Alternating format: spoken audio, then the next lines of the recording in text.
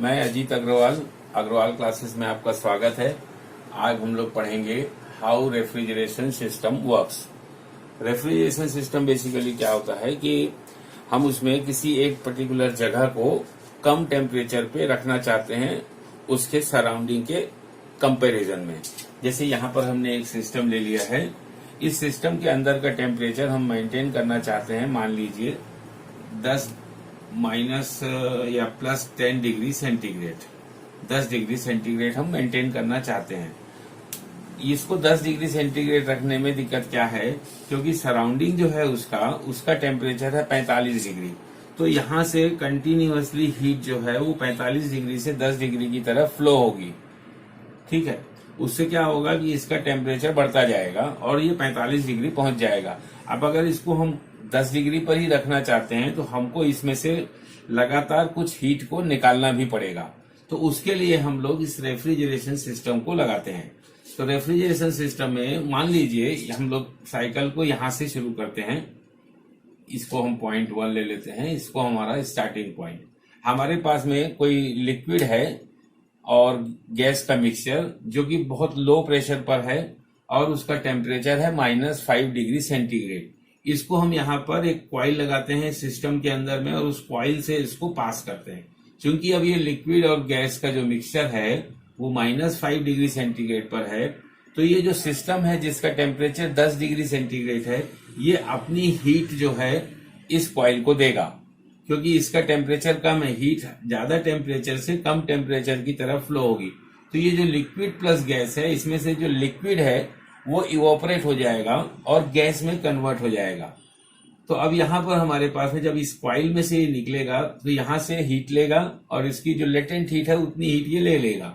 ये -5 degree centigrade की gas आ जाएगी जो कि अभी भी लो प्रेशर पर है और टेम्परेचर इसका लो ही है -5 डिग्री सेंटीग्रेड। इसको हम लेके आएंगे कंप्रेसर में। कंप्रेसर में इस गैस को हम लोग कंप्रेस करेंगे तो इसका प्रेशर बढ़ जाएगा और चूंकि अब कंप्रेस किया है तो उसका टेम्परेचर भी बढ़ जाएगा।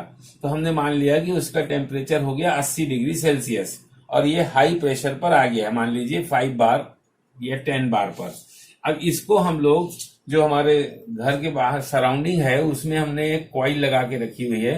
जैसे आप देखते हैं फ्रिज के पीछे में कॉइल लगी होती है या एयर कंडीशनर में बाहर में एक कंडीशनिंग वो एक यूनिट लगी होती है जिसमें एक फैन चलता रहता है, वो यही यूनिट है। इसके अंदर में एक कॉइल है और उस कॉइल में से ये जो हमारा हाई प्रेशर और हाई टेम्परेचर की गैस है इसको हम इस कॉइल में से पास करते हैं। अब इस कॉइल में से पास करते हैं तो क्या है, ये हमारी एटमॉस्फेयर में लगी है। एटमॉस्फेयर का टेम्परेचर है 45 डिग्री। तो क्या होगा कि यहाँ पर एक फैन लगाते हैं और इस फैन से इसके ऊपर में हवा, एटमॉस्फेयर की हवा जो है उसको पास करते हैं। तो क्या होता है कि जो 80 डिग्री का टेम्परेचर का गैस है ये अपनी हीट को जो है वो इस एयर को दे देता है, एटमॉस्फेयर की एयर, और एटमॉस्फेयर की एयर ले करके उसको चले जाती है, फिर दूसरी एयर आ जाती है। इस तरीके से इस गैस को जो है थ्योरेटिकली हम लोग 45 डिग्री, अगर एयर का टेम्परेचर 45 है तो 45 तक कूल कर सकते हैं। मान लीजिए कि हमने चलो थ्योरेटिकली हम 45 तक नहीं गए, हमने 50 डिग्री तक इसको कूल किया। तो अब हमारे पास में क्या हो गया कि ये जो वेपर थी, यहाँ पर गैस थी, ये 50 डिग्री सेंटीग्रेड का लिक्विड बन गया। लेकिन अभी भी उसका प्रेशर हाई है लेकिन टेम्परेचर मीडियम हो गया 50 डिग्री सेंटीग्रेड। अब इस गैस को, लिक्विड और गैस जो मिक्सचर बच गया था यहाँ पर, उसको हम लेकर के आते हैं थ्रॉटल वॉल में। थ्रॉटल वॉल क्या करता है, थ्रॉटलिंग प्रोसेस होती है जिसमें इंथैल्पी जो है उसकी, जो टोटल हीट है वो उतनी ही रहती है लेकिन प्रेशर जो है वो ड्रॉप कर देते हैं।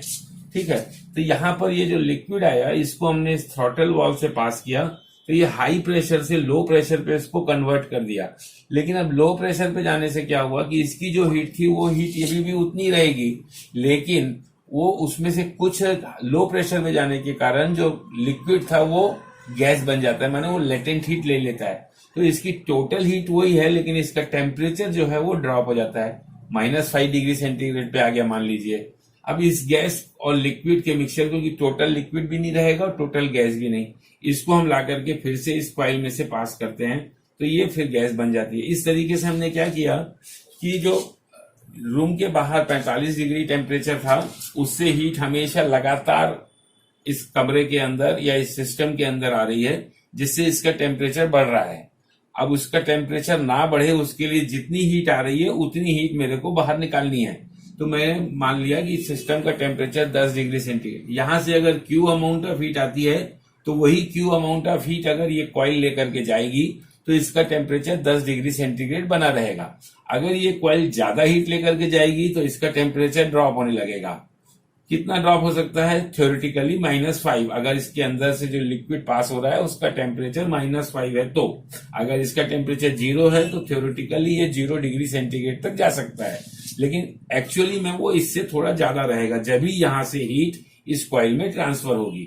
तो अब ये जितनी हीट यहां से आई उतनी हीट को मैं यहां से निकाल कर लेके जा रहा हूं, तो मेरा ये टेम्परेचर हमेशा मेंटेन रहेगा। और इससे ये आपका कंप्रेसर से इसको कंप्रेस करके मैंने इसको ऐसे टेम्परेचर पर ले आया जिससे कि मैं इसको कूल कर सकूं।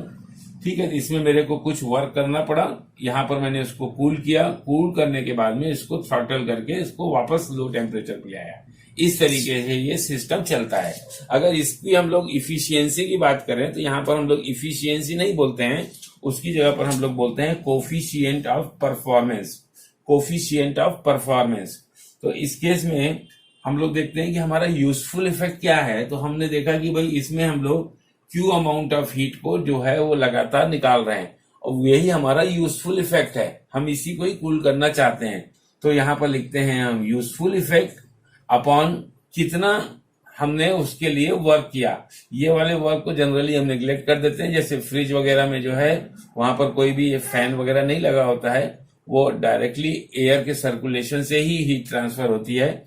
एसी वगैरह में चूंकि हमको छोटा कंडेंसर लगाना होता है इसलिए हम लोग यहाँ पर उसको फोर्स कूल करने के लिए एक फैन लगाते हैं। तो अगर इसको हम नेग्लेक्ट कर देते हैं तो हमने जो इस हीट को निकालने के लिए वर्क किया उसको हम यहाँ लिखते हैं W।